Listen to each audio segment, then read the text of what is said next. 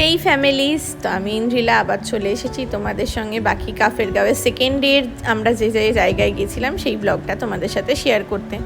Second day আমরা ফার্স্টেই বেরিয়ে গেছিলাম নোকডারা লেকে। লেকটা ভীষণ সুন্দর ছিল, খুব একটা গভীর নয়, বললো 5 ফিট মতন। একদম জলে সুন্দর মাছ খেলা করছিল, রঙিন মাছগুলো, আর ট্রান্সপারেন্ট যেহেতু ওয়াটারের কালারটা ছিল, খুব সুন্দর দেখা যাচ্ছিল মাছগুলোকে। ওদেরকে খাবার দিলে খাচ্ছিল, খুব সুন্দর লাগছিল। মানে মিনিমাম আমরা তো দেখলাম মোটামুটি 4-5 কেজির মাছও ছিল, এত বড়।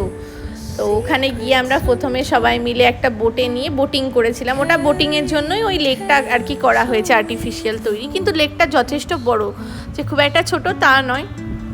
তো সেখান থেকে আমরা আবার তোমার লোলেগাঁও পার্ক যেটা, সেখানে এসেছিলাম। সেখানটা লোলেগাঁও পার্কটাতে এমনি তেমন যে খুব একটা দেখার জায়গা আছে তা না, একটা বুদ্ধের বড় মূর্তি আছে, একটা ব্রিজ আছে কাঠের।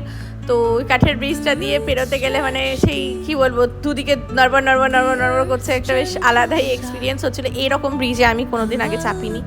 তো তাছাড়াও ছিল বেশ একদম গাছের ওপরে সুন্দর একটা উপরে উঠে ভিউ পয়েন্ট মতন কাঠের সিঁড়ি দিয়ে। আর ছিল তোমার ওই বুদ্ধর একটা বড় মূর্তি, তো ওই মূর্তিটা নিচে সবাই দাঁড়িয়ে ছবি তুলছিল। তো এটুকুই, আর লেখা ছিল আই লাভ লোলেগাঁও।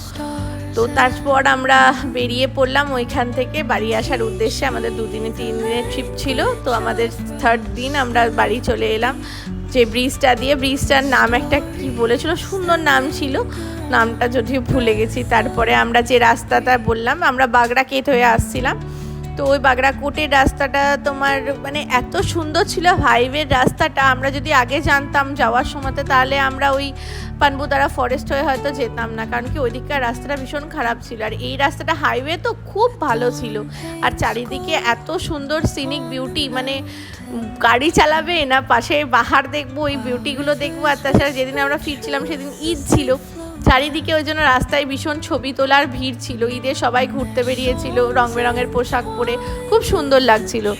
তো দিনটা বেশ ভালোই কাটলো। আর আমরা এখন পাহাড় থেকে নামছিলাম তখন ওই মোটামুটি সানসেটের টাইম করে, তো সূর্যটাও একদম দারুণভাবে দেখতে পেয়েছি। তিস্তা নদীটা সাইড থেকে নামছিল ভীষণ সুন্দর হয়ে, দেখলাম সেটাও। করোনেশন ব্রিজ দেখা যাচ্ছিল, মানে যেটা দিয়ে আমরা কালিম্পং যাই গ্যাংটকের রাস্তার সাইড দিয়ে। তো সেগুলো করে শিলিগুড়ি থেকে আমরা বেরোতে বেরোতে রাত হয়ে গেছিলো। তো তারপরে আমরা ভোরবেলা দিক করে তখন এইদিকে ঢুকলাম যখন, তখন মোটামুটি বাড়ি ঢোকার আগে তখন কটা বাজবে, ওই 5টা 5:30 হবে। দিয়ে এইদিকে রাস্তাগুলো ফরেস্ট হয়ে বোলপুর হয়ে আমরা এখন বাড়ি ঢুকি ফাইনালি। চাটা খেয়ে, এবার এত দূরের রাস্তা বুঝতেই পারছো, 16-17 ঘন্টা। মাঝখানে আমরা পলসন্ডা গেছিলাম ধাবাতে খাবার খাওয়ার জন্য। তো এই করেই আমাদের সেই দিনটা কেটেছে। আমরা ফিরেছি মোটামুটি তখন সকাল প্রায় 8টা বাজে।